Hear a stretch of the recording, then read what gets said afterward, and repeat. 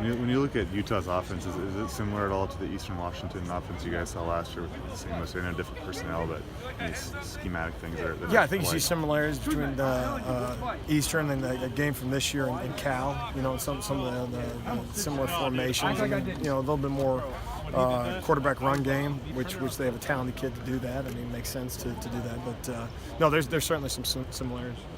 Troy Taylor was coaching high school football a few years ago and just kind of made his way up the coaching ranks pretty quickly.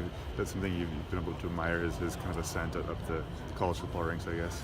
Well, and just observing and as you watch game film and you just in this profession you have a tendency to gravitate towards those guys that have the unique ability to call football games, and you see there's a rhyme and reason behind what they do schematically. And he is very quickly becoming one of the. And there's a reason he's. You don't make that ascent just because you're in the right place at the right time. You do it because you're very talented at what you do, and so that's what you see. And it's obvious, what he's capable of, and how he is not only willing to but capable in terms of attacking defenses.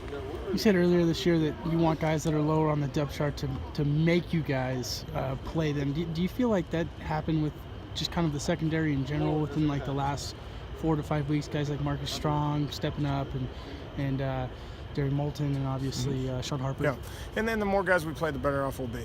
That's just the reality of it. It's not something we've been able to do very much in the past, but specifically the corner spot, kind of rolling guys in there, and when they're each playing, a smaller percentage of time, the focus goes way up.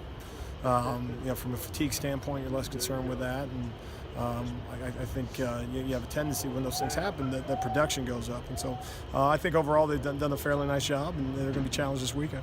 Did you expect the depth to be at this point, this far into the season? Yeah, and the minute you bring up depth, I think about what we don't have depth-wise. I think about that guy that we wish would be that much further along.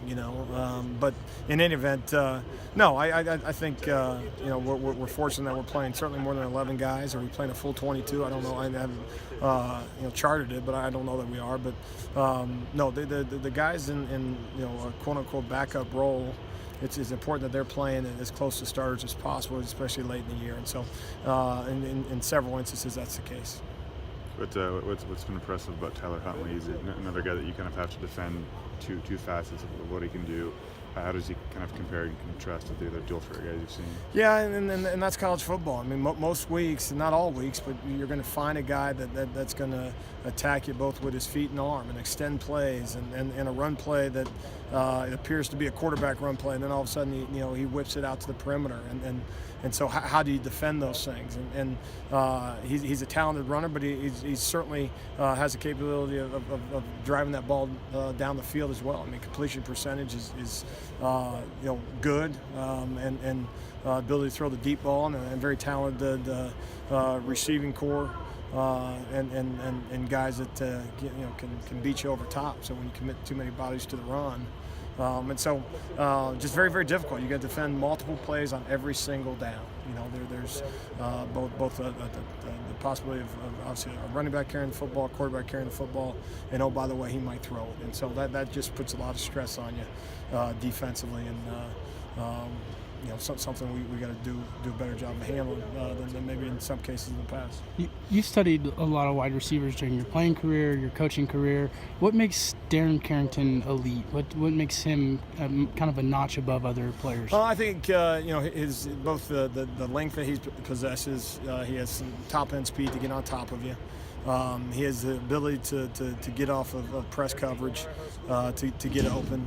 They use him in the slot as well, so they're the ability to not just get open as a perimeter receiver, but also on the interior and take advantage of some matchup issues with safeties and linebackers. And you got to be a unique skill set to do all those things. And there's a reason that statistically he's the best receiver in our conference.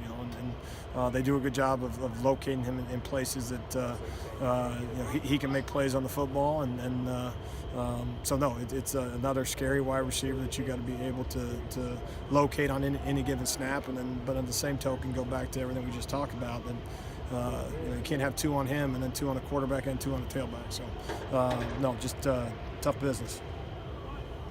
Thank you. Appreciate it. Thanks.